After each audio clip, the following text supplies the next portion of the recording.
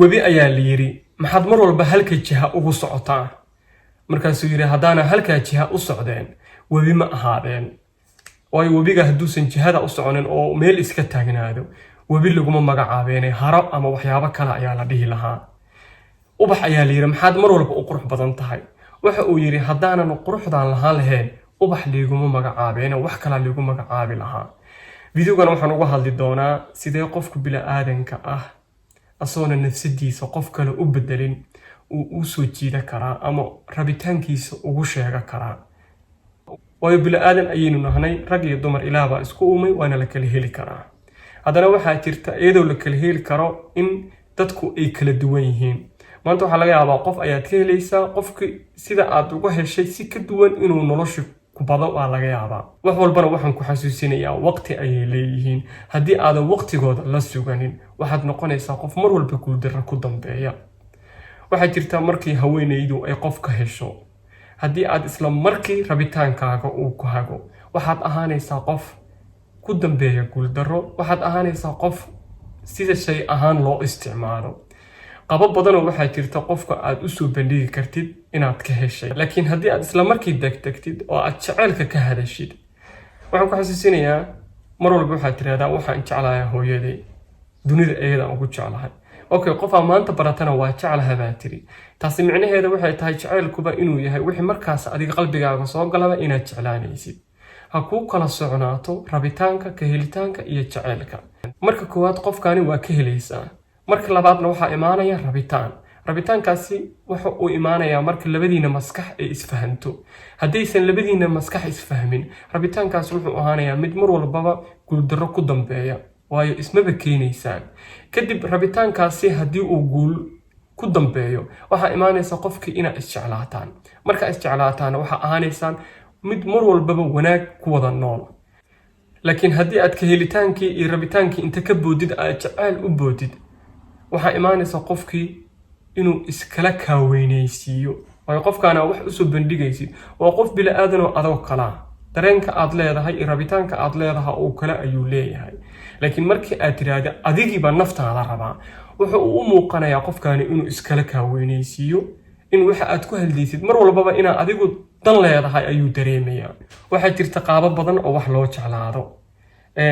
haddii rabitaankii iyo jaceylka uu iskaga kaa qaldamo qof ayaa sawirkiisa arkaysaa waad ka heshay isla marka waa ku jeclaaday hadda aad tiraadid ama fikirkiisa aad arkaysaa waa ku jeclaaday hadda aad tiraadid ama qof ayaa kaaga sheekeeyay inuu qofku qof wanaagsan yahay waa ku jeclaaday hadda aad tiraadid taa micnaheedu waxay tahay adigu inaad tahay qof xiisoolow ah jaceylku ha ku ahaado mid kuu dambeeyo waa inaad marka hore dhihi kartaa qofkaani waa ka helay waa in ay imaan kartaa qofkaani waa rabaa kadib rabitaankii baa wuxuu isku bedelayaa in labadiina maskax inta isfahanto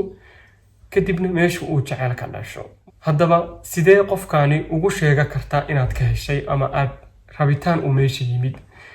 horta qofkaani shakhsiyadiisa waxaa jirta shakhsi ahaan qofka aad amaanaysid iyo waxaa jirto qaab ahaan qofka in loo amaano shakhsiyad ahaan qofka haddaa amaantid mar walba uu iskala kaaweynaysiinayaa laakiin qaabka u hadlayo qaabku sawirada u galayo qaabku u labisanayo qofku haddii aad amaantid mar walbaba niyadda wuxuu ku haynayaa sawir hadduu soo galo iyo hadal hadduu soo qoro iyo haddii uu wax uun sameeyo ama deris ahaada ama meel wada jooga ama kala fogaada mar walbaba niyadda wuxuu ku haynayaa qaabku u nool yahay qofka wax ka sheega laakiin haddaad shakhsiyadiisa wax ka sheegaysid oo aad shakhsiyadiisa amaanaysid uu iskala kaaweynaysiinayaa taa mar walba niyadda ku hay waxa kugu fudud ee qofku u dhihi kartid haddii uu sawir soo galay qurux badan labiskiisa inaad wax ka sheegtid labis qurux badan baa wadataa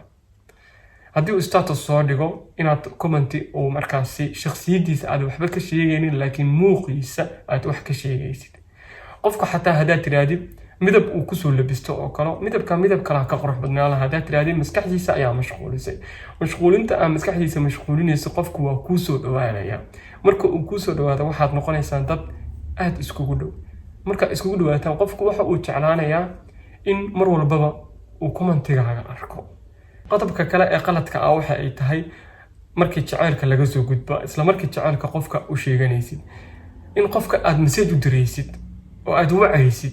qofkaani aad wacaysid qofkaana message u diraysid waxa laga yaabaa xiriir kale inuu leeyahay waxa laga yaabaa arrimo kale inay ku taagan yihiin marka dambe qofkaani wuu dhibsanayaa wicitaankaaga waxa laga yaabaa inuu iskala xataa uu iska sii weynaysiinaya markuu arko wicitaanadaada iyo message-yadaada qofkaani aad isbaranaysaan waxaadan waqti siinin ma helaysid haddii degdeg uu kugu jiro aad ratid adduunka dhan hal maalin inaad hortaada keentid adiga ilaa qalbigaaga aaminaadaada kalsoonidaada ay ku lumaysaa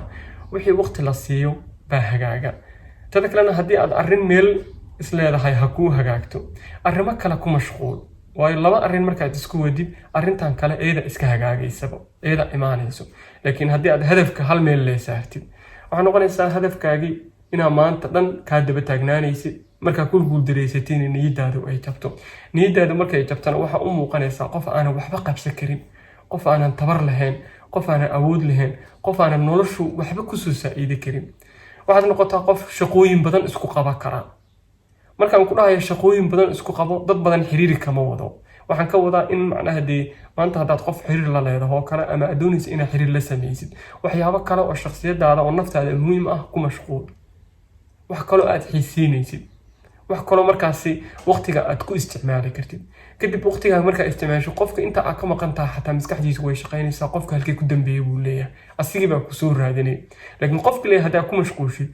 waxaad u muuqanaysaa qofku inuu ku dadaalo marka dambe inuu is yiraahdo qofkan soo afjar uu shay ahaan ku isticmaalo ama uu is yiraahdo qofkaani ku dangaar tada kalena qofka aad ratid inaad nolosha la wadaagtid waa inaad marka hore ka fiirsataa qof noocee noloshaada u baahan hadaf uu kuu qoran yahay oo aad dhihi karta alle leeyahay nolosha qofka aan la wadaagayo waa inuu noocaas ahaado qaabkaas ahaado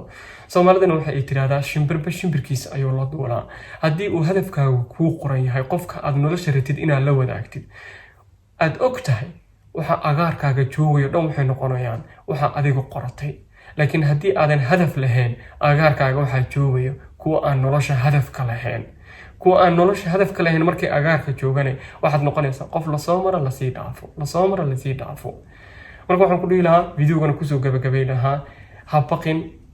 hana ka hadlin qofka shakhsiyadiisa ee waxaad ka hadashaa qofka qaabkiisa markaa aad ka hadashid maskaxdiisa ayaa soo jiidanaysaa